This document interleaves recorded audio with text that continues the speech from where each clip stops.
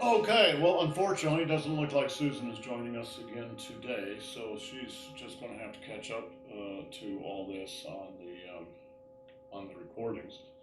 So, Kevin, just to update you, I think we were talking yesterday about the website, and I'm trying to get it finished up. The problem, the last of many problems, has been that a number of the photographs are just not showing up. And you get one of those you get one of those funny little squares that sometimes shows up in websites. And I've figured out what the problem is. It's called a mixed content error. And what it means is when a website goes up, the different pieces are drawn from different servers. And a mixed content means that they don't all have the right URL path. Some of them have a path that doesn't work with another path. That's the mixed content. And that error means they will just X off and say, well, we're just not going to deal with that.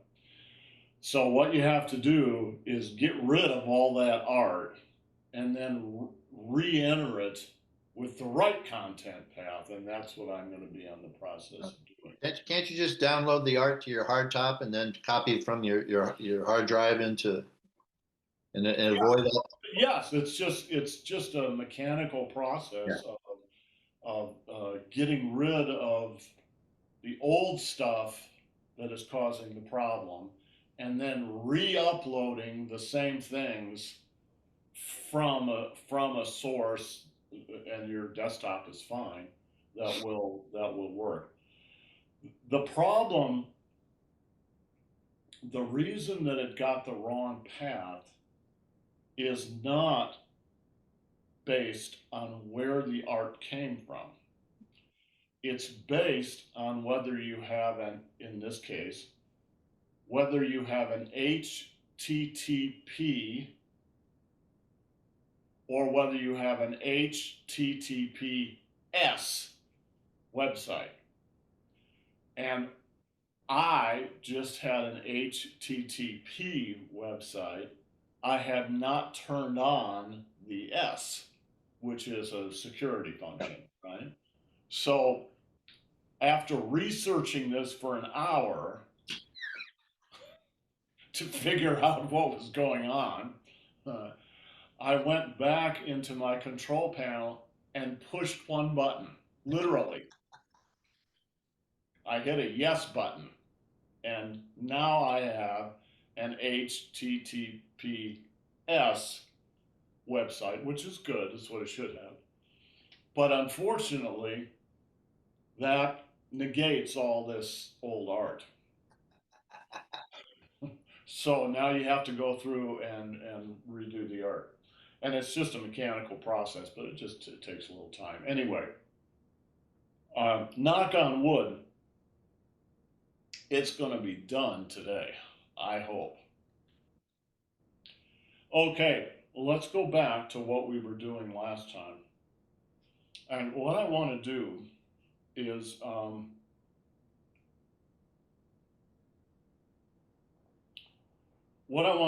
make sure that you guys understand this. We're going to go through the entire form like this. That's a really very in-depth look at this. It's kind of a condensed look at something from someone who's got almost 30 years of experience now. So that's, in a certain way, that's a little bit unfair to you guys, because that's like not only throwing you in the deep end, it's throwing you in the ocean itself. On the other hand, you're never going to get it anywhere else. So um, suck it up, suck it up, and live with it. So what I need to know is whether you really understand this movement and then the next movement and the next movement. The only way to know whether you know is for you to teach me. So I'm going to ask Rand, for instance, to teach me the first move and to go through all the stuff that we went through yesterday and see how much of it he remembers. Now, Rand happens to have, in my opinion, a very good memory for this kind of stuff. But he only heard it once. So we'll see how well he does, all right? So Rand, I'm a new person. I've just come in. I've got some background in the martial arts. But you're going to teach me the first move in depth. So go for it. Yeah, I don't think that's gonna happen, but let's see. I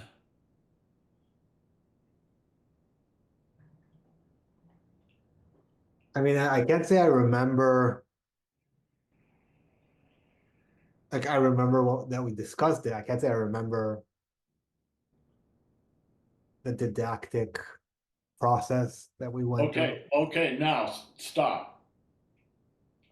We're going to be doing this for every move in the form.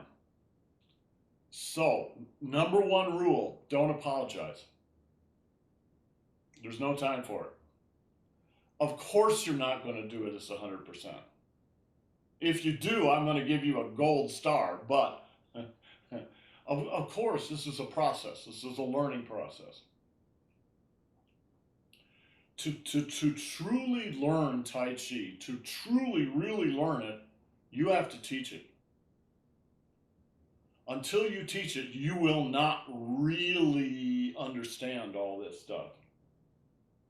You'll kind of understand it, but you won't really understand it. You won't be able to put it into words. So the process of becoming a teacher is a real process. And it takes most people 10 years to become a decent teacher, maybe 15 or 20 years. So this is a process, but in the process of becoming the teacher, you refine everything you know and you cook it down to what you see as the real essence of what's going on. So Rand, honestly, I'm gonna ask you to teach me this. Don't apologize, just be a teacher. I want you to think. You're teaching me, you're teaching Kevin. You're teaching us what the yin and yang cycles are, and as much information about the Xin Yi and the Neigong as is necessary to do these movements. How do you present that?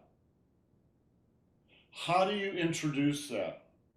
How do you frame it? What language do you use that is consistent and clear?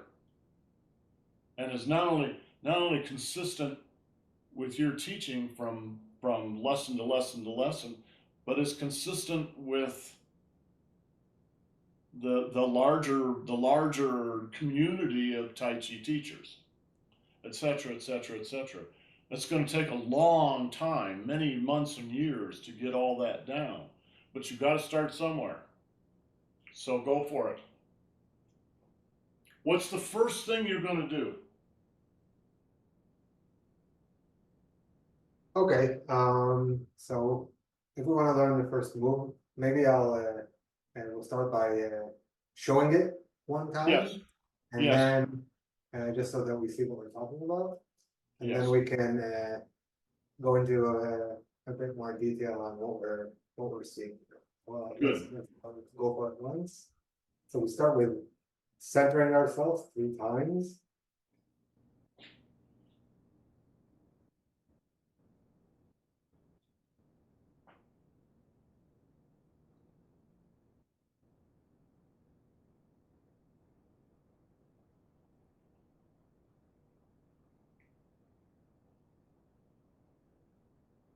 Now I'll show you a few moves and we can discuss them.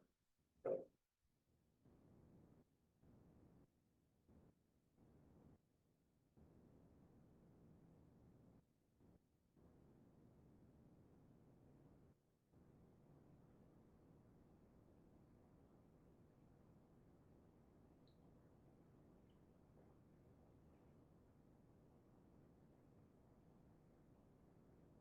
Okay, that's it. That's the first move. And What first is of all, that? what you can What you can, question? yeah. What is that first move called? um, Kai shirt. I don't know actually. Okay, so you're from a teacher's point of view, your students, your students are your teachers, and the questions they ask you, you've got to know the answers to. So the name of that move in Chinese, there are several names, but the most common one is Kai Shi. Shi means a move. Any move is called Shi, spelled SHI, but pronounced with a little bit of an R. So Shi. Kai means to open, so it just means the opening move. Right now, there are other more complex names, but that's the most common one that's used all the time. So Kai Shi, move number one. Second comment, I'm just going to make a comment, and you guys think about this. It's very hard for me as a student to learn from you when I can only see you from the waist up. I can't see what your legs are doing. Can't see where your feet are. I can't see what's going on. So yeah, that's got Kevin off his chair. Yeah. Okay, Kevin, you got a lot of space up above, but I can't see your feet.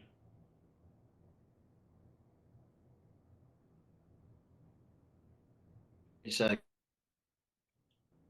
I think I'm going to have to raise the computer here. Let's see what I can do. I don't want to hold anybody up, so. Right.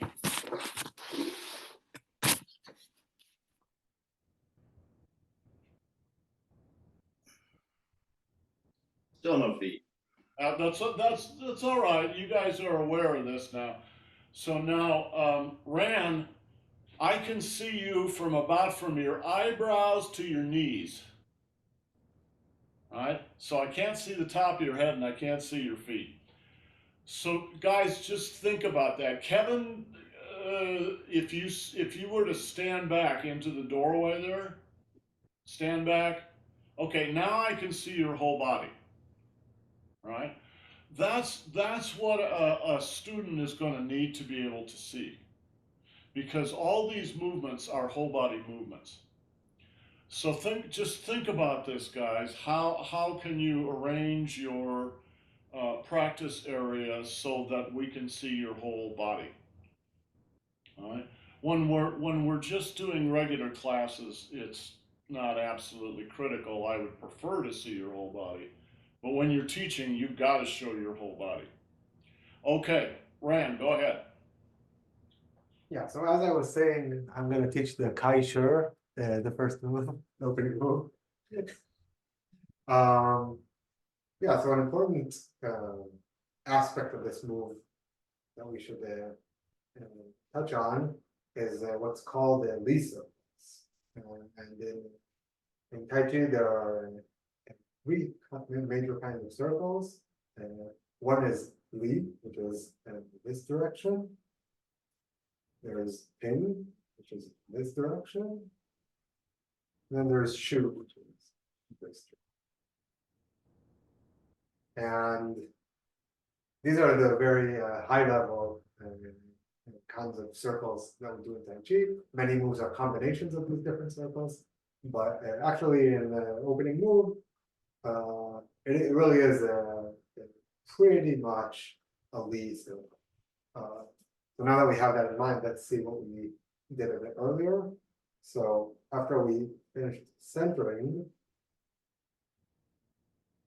this is a backward Li circle. We don't do the complete circle. We don't part of it and then come back. What do you mean a backward Lee circle? Like I'm assuming that this is forward and this is backward. But yeah, Oh, it's, all right, the dimensions are. yeah, And so we start with this. And then we do a larger one, we go almost like a full circle. Then the other way around, the reverse of the previous one. And then a smaller one back this side. And that's the main choreography.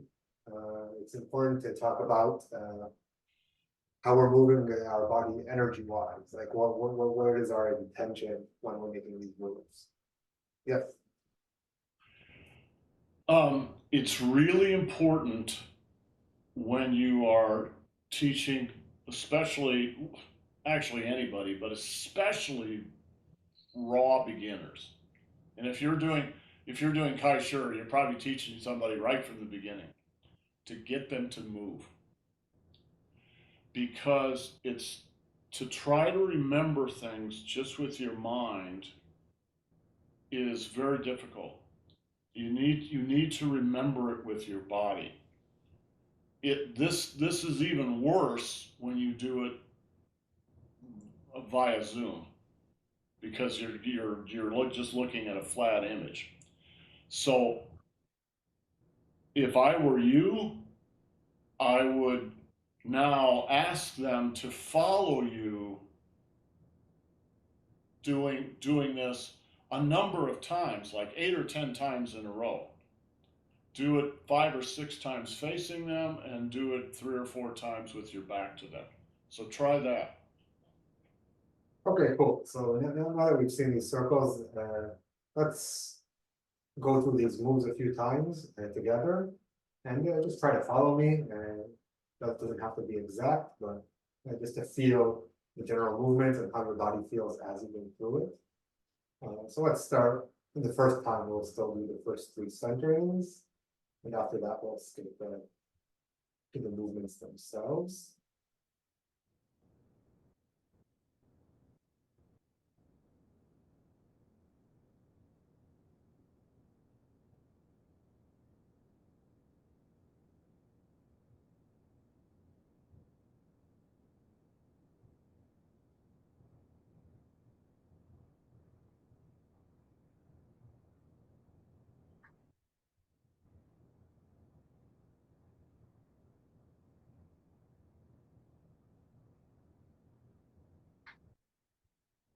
Good. Let's do another one. This time I'll call it out. I'll call out the moves as we do them. So let's start here. Then it's a forward lead, small forward lead, and a small backward, and a big lead circle. And oh yeah, I got confused. Okay, now you just did what every teacher does sooner or later. You fuck the move up. All right? When you screw up a move like that, you will totally confuse new students. Now it's like, now you have to erase everything in their mind and start over again. The point of this, Rand, is for any lesson that you're giving, and this is a point that I keep working on all the time, is you have to give the lesson in bite-sized chunks. Just one little thing at a time. And get that down right, and then go on to the next little chunk, etc., etc. If you do too much, it will just go over everybody's head. And the problem is, you have a lot of experience now. You've done this move many, many times. So you're at a much higher level than they are. You've got to bring yourself down to their level essentially, and then help them just move one tiny little step forward. And that's a kind of a difficult art, but that's the art of becoming a teacher. Okay, so one of the worst things you can do in teaching is to confuse your students by making a mistake like that. I've done that. Rand just did that. Everybody does that when they're learning to be a teacher. But just be really aware of it when it happens. Okay, let's give Rand a break for a minute and let's switch to Kevin since he's out of his chair.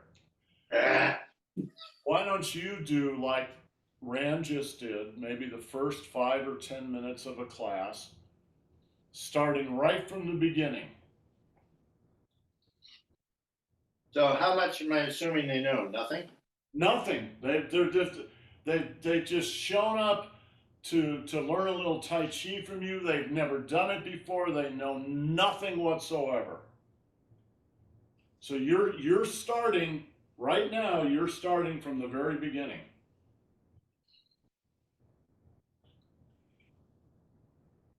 What's the first thing you say? One of the most important things in Tai Chi is initially obtaining a stance, the horse stance. Okay. What you want to do is you want to have an arch, catenary arch versus a pointy arch. So start with your feet together. This is how I do it. Take my toes, move them out this way since you can't see my feet. Then I move my heels out so they're parallel slightly and about shoulder width. And then open your thighs out a little bit so your knees, so you feel like you're riding a horse. Okay. Question. Yes, sir. What the hell is a catenary arch? If you take a chain and hold it between your fingertips, it'll make this circle, half circle, parabolic circle. If you switch it over to the other side, that makes a very strong arch as evidenced by, was it Roman architecture? Yeah. So that your whole body, instead of being on a point and sort of sturdy but inflexible, the catenary arch allows you to move your body in a very sturdy fashion, and your weight is well supported. Okay. So let me comment on that. Okay. I told all that stuff to you guys only because you're fairly experienced. It was not a first class. Okay. This was for most of you, it was after 10 years. It's Too much? it's an important point. Yeah. And to me, it's a very interesting point.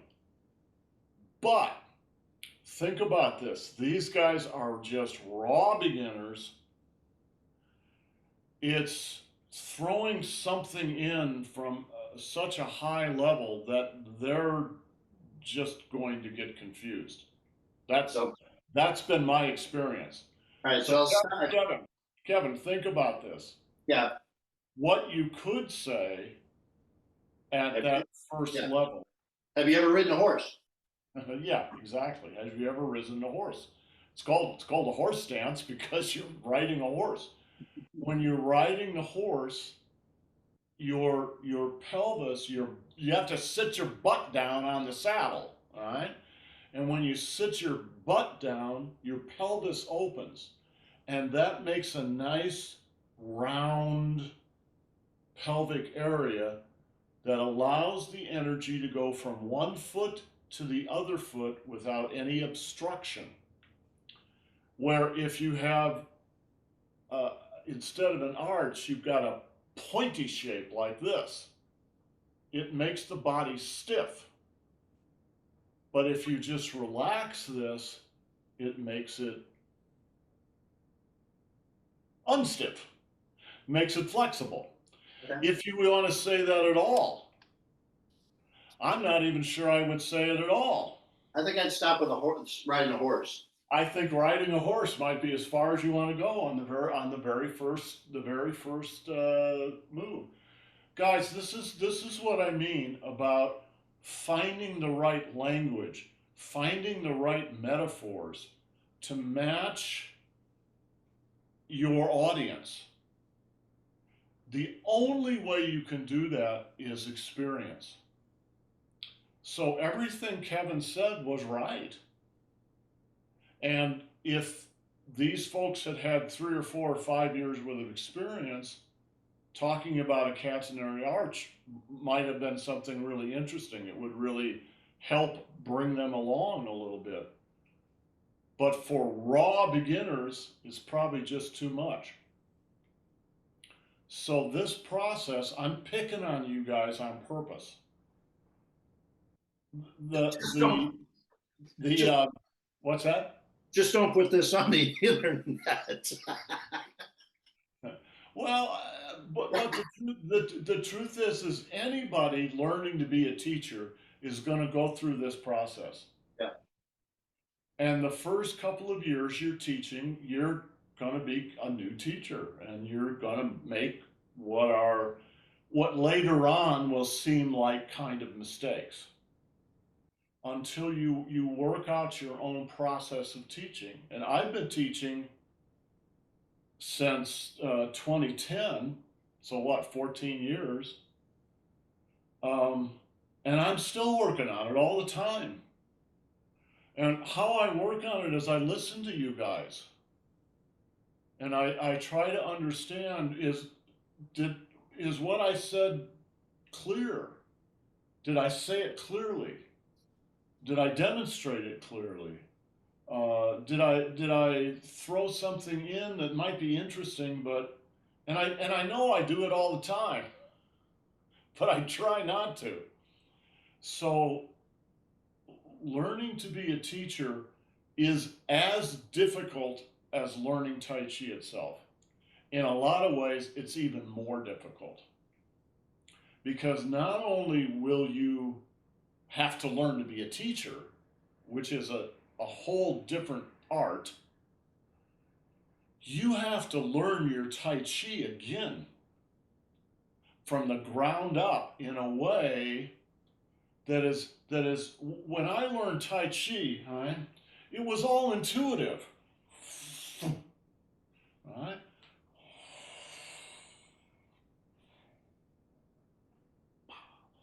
It's all just about movement. How do you explain to somebody what you're doing? How do you, those are really complex movements. How do you explain to somebody so that they understand and they have a foundation, they have a step, and now they can take the next step, and then the next step, and then the next step? How do you do that? That's not easy. It's not, that's why I keep saying doing Tai Chi is really easy, but learning Tai Chi is really hard. And teaching Tai Chi is even harder than that. All right? So, my advice to you guys, as you learn to become teachers,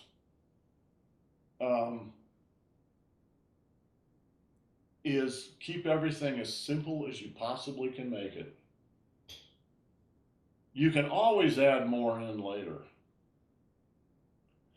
but keep it really, and especially at the beginning, keep it super, super simple. So Rand took the route of just talking about the 3 dimensions of space. All right, side to side, front to back, and up and down, ping. So shu, ping, and li. That's a very decent way to start. All right. Rand, if I was teaching absolute first beginners,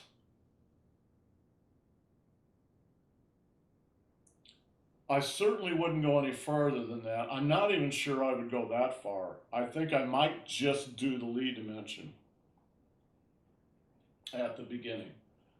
That I would just say, Tai Chi is based on circles, guys. There's 3 dimensions of space, so there's 3 kinds of circles. And the first move is all front to back circles. There are no side to side, there are no level circles. It's all front to back. Reversely, forwardly, reversely, boom. Just keep it as absolutely simple as possible. And you have to have the right language for that. So I know that some people would say, well, don't use Chinese terms. So Li is a Chinese term front to back. But you have to have a term for that. So they're just going to have to learn it, Li. All right. And then you could add a little bit of Xin Yi in there. Because yes, there are 3 circles, but each circle does a different thing. Reversely circle, push out. Forwardly circle, pull down. Reversely circle, press down. Very simple. You don't talk about any of the other stuff. There's enough stuff you could talk for hours about it. Okay? You guys know that, but you just can't do it because their heads will explode. So maybe you spend 15 or 20 minutes doing with them reversely circle, push out. Forwardly circle, pull down. Reversely circle, press down. And you just keep doing that. Then you ask them to do it. And even though you've just done it with them 20 times, they won't be able to do it. They will somehow screw it up. Almost everybody does that. Every once in a while, somebody will do it right. If you're a good teacher, more of them will do it right than wrong. But all right, somehow they just, as soon as okay, now you do it. They just okay, first one, and the second one. No, you're doing them just the opposite. Kevin, you've been around long enough. You've seen that happen, right? Yeah, it's I've done it. Yeah. But don't forget that essentially what you're doing is teaching people a new language. And they don't know the language. So it's like you can say very easily, oh, good morning, how are you? Come on into our restaurant. What would you like for breakfast? But to them, it just sounds like they have no idea what you just said. They don't speak your language. So you just got to do it really, really, really slow. All right? What is this?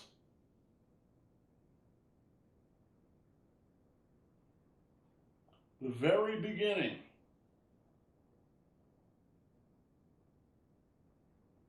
Now, let's assume you're not teaching beginners. Let's assume you're teaching people with 10 years of experience. All right? The very first, after you've done your 3 circles, the very first movement in the form is this. What is that?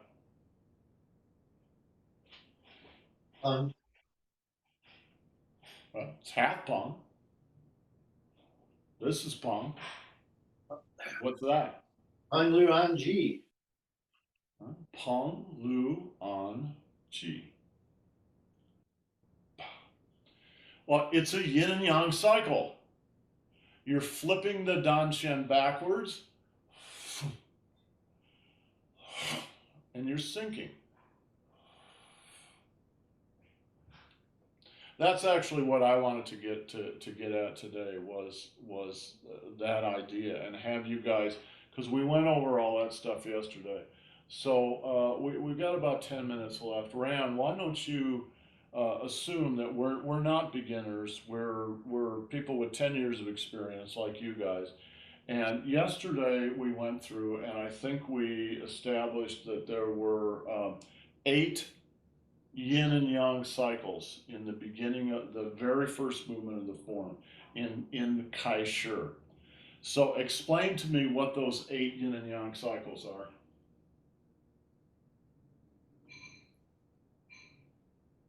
Okay, um, so as we as we've seen in the Kaishur, there are several places in which we expand and contract, and we use Pang and then Luan and Ji, and those usually correspond also with Yin and Yang. We expand, it tends to be more yang, and then contracted to yin, and that's not always the case, but it's a good general rule. So let's go through the move once and then try to look at where it's yin and where it's yang in the move. So let's assume that we've started here after our circles.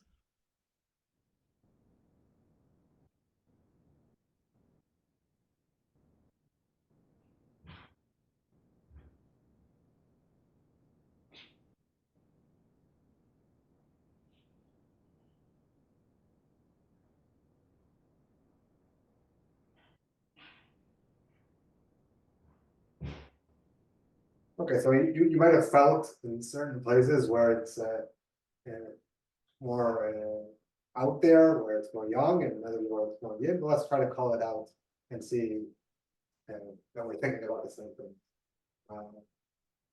So back to this position. So here we're expanding yang, and then yin, and then another yang, and then yin, and another yang, and then yin, and another yang, yin, and yang.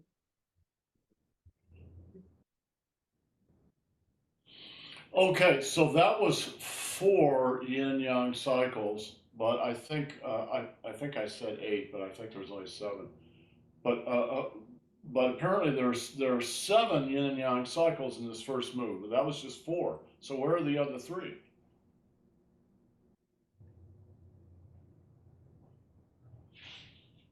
There are secret parts of the form. All right. I don't teach every student how.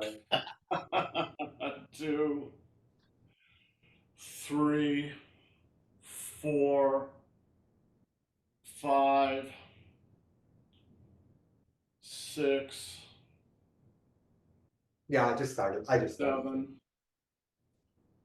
8. Okay, so all right, now for me as a teacher, I just learned a lot in the past hour doing this with you guys. In a lot of ways, this was not a successful session. But that's just one way of looking at it. You know, in another way, it was a very successful session because I realized what we have to do, and that makes it successful. There are 8, right? 8 yin and yang cycles in this first move. You need to know that as a practitioner. Forget being a teacher, just as a practitioner. You need to know that. So what I need to do going through the form this time is teach you guys what's inside each move. and then you need to parrot it back to me the next day. I don't want to just be doing this stuff and then you guys don't have it memorized, because what's the point? Then it's just sort of silly, right? 1,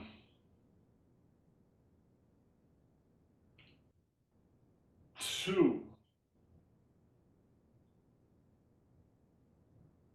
3, 4, 5, 6, 7,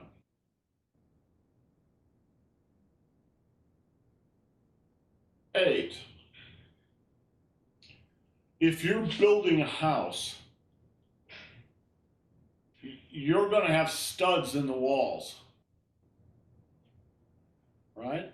You're going to have certain members. You're going to have timbers and studs and headers and all this. You need to know all that stuff. You can't build a house without it. It's the same with Tai Chi. If you're just visually following someone without understanding this stuff from the inside, then you can't build the house yourself. I want you to be able to build the house yourself. So in order to build the house yourself, you, in a sense, you have to become an architect, you have to become an engineer, and you have to become a tradesperson.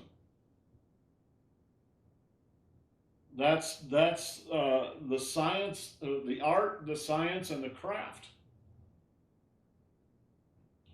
So what I want you to do, Rand, what I want you to do for me before this class is over right now is demonstrate, count off one by one those 8 yin and yang cycles. Go for it. Okay.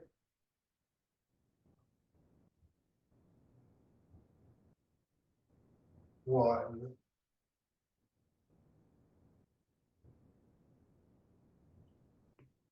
2,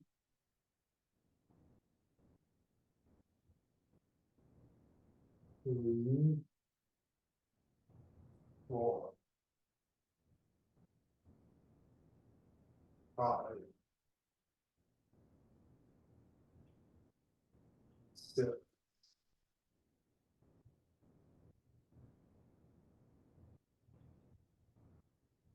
7,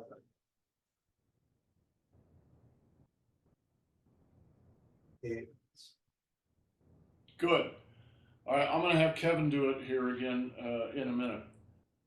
All right, now, for you guys as practitioners, when you know those 8 yin and yang cycles,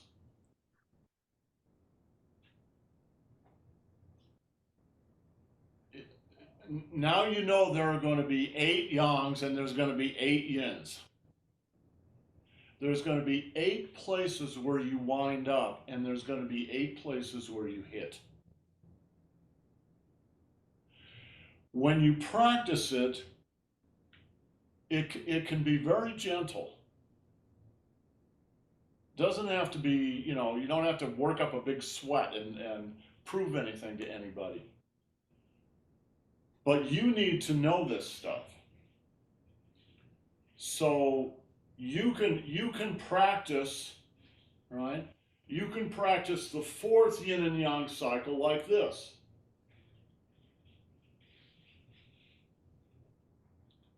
That's how Master Zhang did it, right? This is the 3rd, here comes the 4th. Chen Shang does it differently. Here's the 3rd, here's the 4th.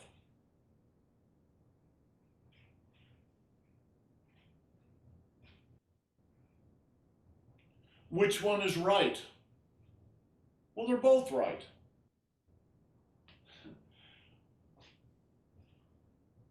But what's right about them is the person practicing understands that they have to do something. You can be on one end of the spectrum, you can be on the other end of the spectrum, but you've got to be somewhere on the spectrum. Okay, Kevin, 8 yin and yang cycles. Count them out.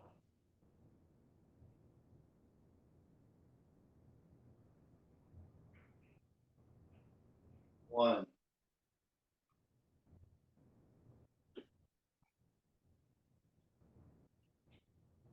2,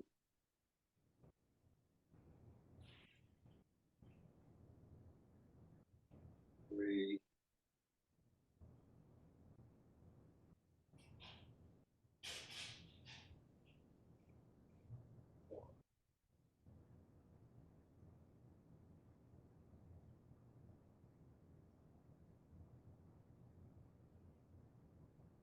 1,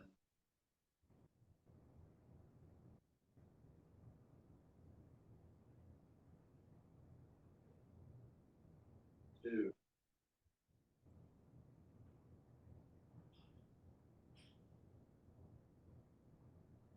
3,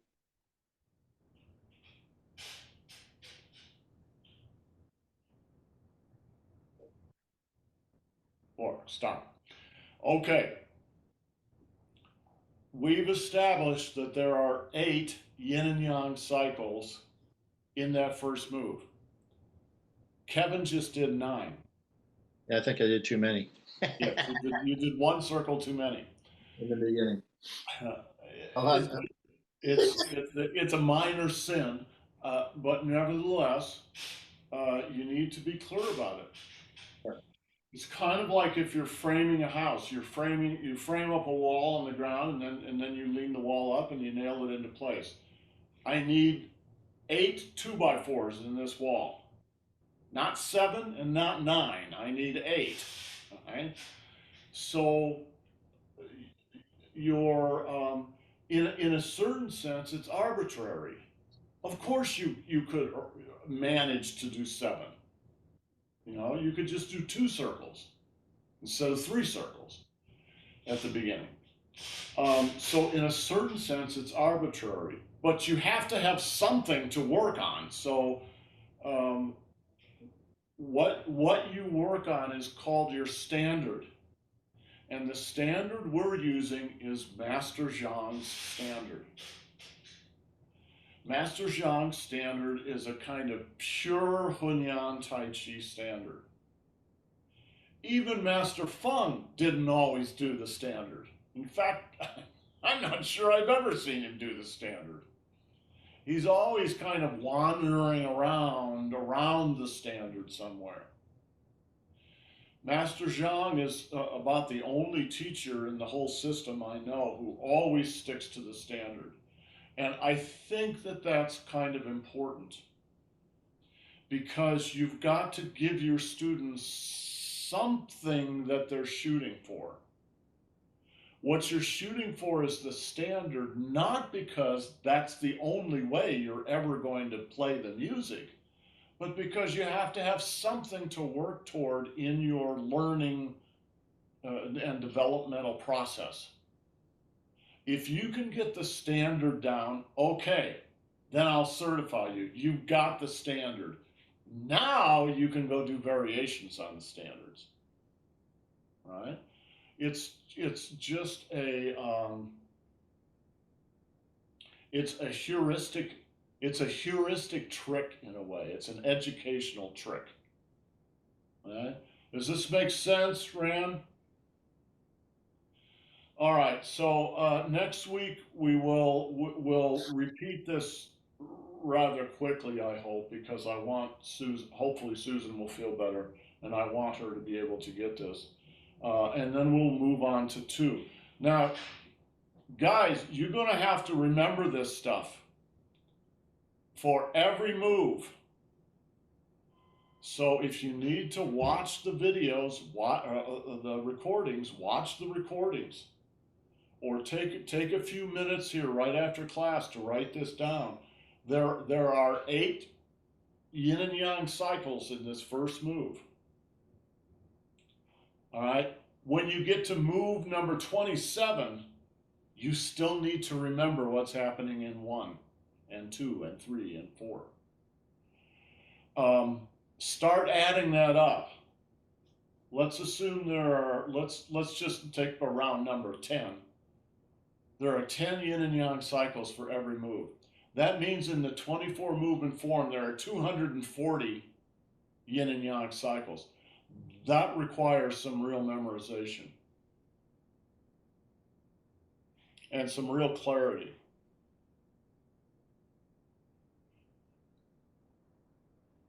So remember this. Right? I'm going to write it down. Okay.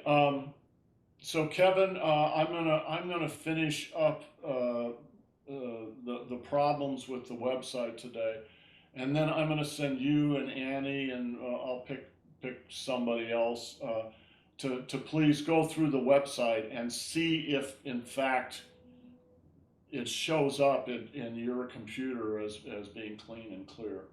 Hopefully, knock on wood, it will, and then we can do the Google ad and we can go from there. Okay, guys, interesting session. All right, we'll see you next weekend. Ciao, if not before.